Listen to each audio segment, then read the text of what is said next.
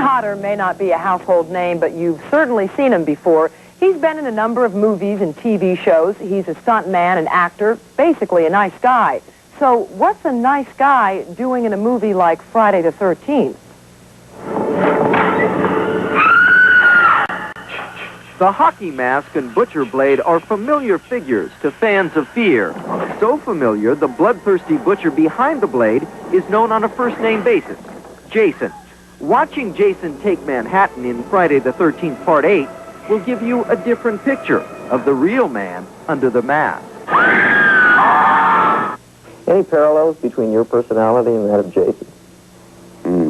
I certainly hope not. I'd like to think I'm a little nicer than he is. Do you have to gear yourself up, get yourself ready to take on these roles?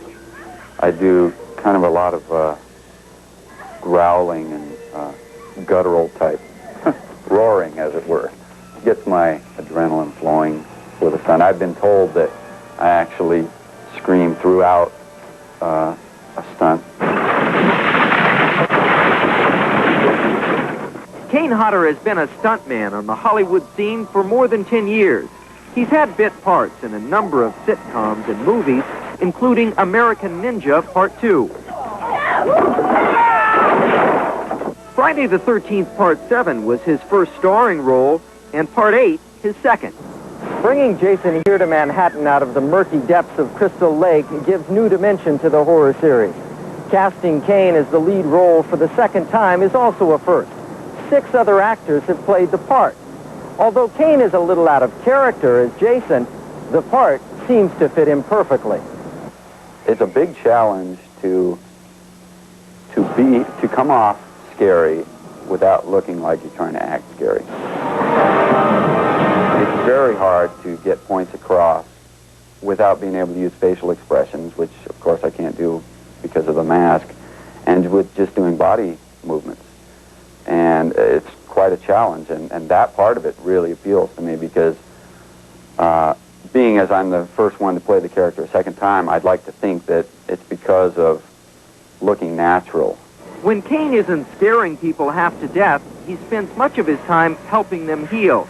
He does a lot of charity work with children. Hodder says in his younger years, he was known to raise a little Kane, but an accident during a fire stunt a while ago almost cost him his life and months in a burn center. He's healed now, but he keeps going back.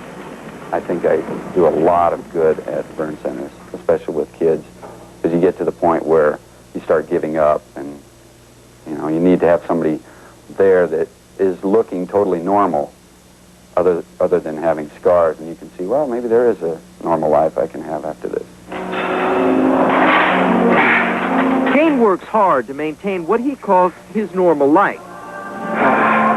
At 6'3", 215 pounds, this gentle giant puts himself through a rough conditioning routine. To bring out a little of the monster in the man, I challenged him to a game of racquetball. It didn't take long to see his other side. This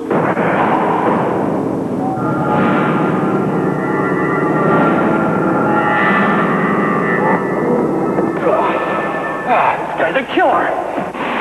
Despite the ultimate compliment from Killer Kane, it didn't take long for him to cut me down to size.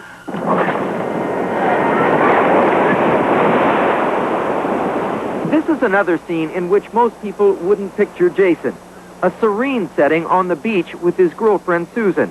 It's one of the reasons he doesn't mind walking in the shadow of the stars right now and remaining the man behind the mask.